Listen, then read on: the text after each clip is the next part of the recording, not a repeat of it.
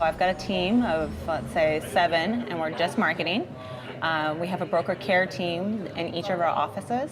They handle all the kind of templated marketing, and certain things are kind of your more basic postcards and templates that you can order. But my team specializes in custom work. So we do customization for all of our agents, and they can actually kind of outsource us almost like in a freelance capacity, and then also onboard new agents. And we kind of have a nice launch package that we do for each of our new agents to kind of get their marketing going and have all their tools set. And we build new brand materials and collateral that they can use for tools and go out there and win some business.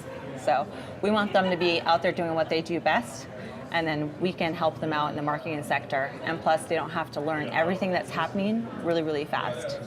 We can kind of be ahead of it for them. Sounds fantastic. Mm-hmm. Sounds fantastic. So let me ask you this. What advice would you give to a new agent starting out in the industry? Well, so a new agent, they usually get really, really excited. They want to start in their marketing, especially since we're a very heavily marketing drive team. We do a lot of marketing ourselves, so they always get really excited. They want to kind of jump in on that. But what I always tell them, I said, it's really important that you're in front of people and your face is there. So that you should still do things like open houses, brokers opens.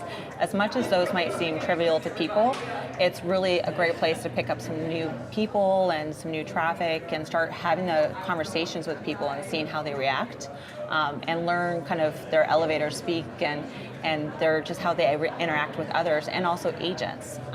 They should always make sure that they create good relationships with other agents, because someday they might be in a transaction with them, and if they want to win it, they better be able to talk the talk and get it closed. So. Absolutely. Great advice. Great advice. So get out and about, do your open houses, be visible, and be nice. Yeah, absolutely. And I think that comes down to marketing is wonderful. Of course, I wouldn't have a job without it. So it's really important that they do have good marketing, but really they just need to be present and have a good voice. And if they are using social media, they really just need to make sure that it's driven to the purpose of real estate as well as neighborhoods and community.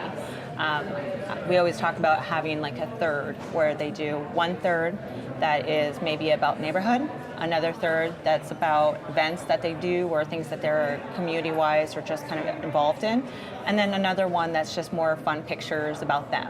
So kind of, break it up a little bit so that way it's not always listings or always about them. Absolutely. It's great advice. Yeah. That's awesome. Anything here at Inman that you just picked up and you're like, I'm taking that back and implementing it? Well, I was a huge fan of Kendra. Kendra did a great job about storytelling, and I just really loved how she really kind of laid it out and told us a story, and it was very memorable, and I don't think I'll ever forget the roller coaster speech that she kind of gave us, and why that impacted me, and how I want our agents to look at how they can write like that or think like that they tell a story. And I'm always encouraging them to give case studies, because I think it's a lot easier for people to understand something like a transaction if they bring in perspective of how it works or what's happened in the past with others. But I think maybe the case study is not even that. We need to have it more of a storytelling. So I really love that. The power of storytelling. Yes, absolutely. Stories sell. Absolutely. Because we can connect to them. Yeah, for sure. Yes. Any technology that you've seen here that you just can't live without? Well, it's a funny thing you say that, because there was actually one that I really, really loved, and I can't remember the name. What was it? But it was great where you can have a photo and you can actually pin different, like the cabinets and different areas, and then you select it and the picture pops up. But you can create property websites with these really interactive, dynamic ways of showing the photos and labeling things. So that way you can really talk about the highlights of the home without having to actually label the highlights. They can kind of go around and look at all the different things you have, and you can incorporate video and different imageries and carousels. It was very interactive for our area. We have a lot of techies. They'd love it. They would love it. They would really, really love it. And it would be really impressive for people who are selling their homes. They would want to be involved in that process. And with this app that they have, they could be a part of that process because it's easy to do on your iPhone and your iPad. Sounds fantastic. Yeah. So tell me, where do you see technology taking real estate? Well, one that I'm actually really interested in doing, so I'm probably giving up a little bit of my secrets, but but it's okay. So I really see that a lot of our showrooms or a lot of our spaces, one thing that we do as far as our office, we've turned our offices into more event spaces, less of just being in the office desk for our agents.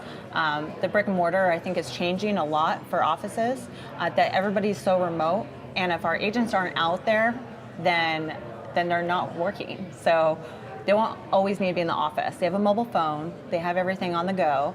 So it's going to be really easy for people to have smaller offices that could be potentially more events or showrooms, and then less of agent's desk, like just the file cabinet and everything, because you just don't need it anymore. Everything's paperless. So I see that, like a lot of the offices going sizing down to smaller spaces, but hopefully also ways to involve the community to spaces that could be for events and things like that too, so agents can try to bring their clients together in relationship building. And hopefully they can turn into like virtual rooms where you can actually have virtual tours within each of those spaces, so people can actually tour homes while they're lifetime inside these showrooms. Sounds cool. Yeah. Inman is all about making connections, not only with agents one-on-one, but also making connections in your business, finding how everything can be relative to you. And I've heard from my agents, they're so excited because it reminds them of the things that they should be doing, and they plan on going back and doing it and executing.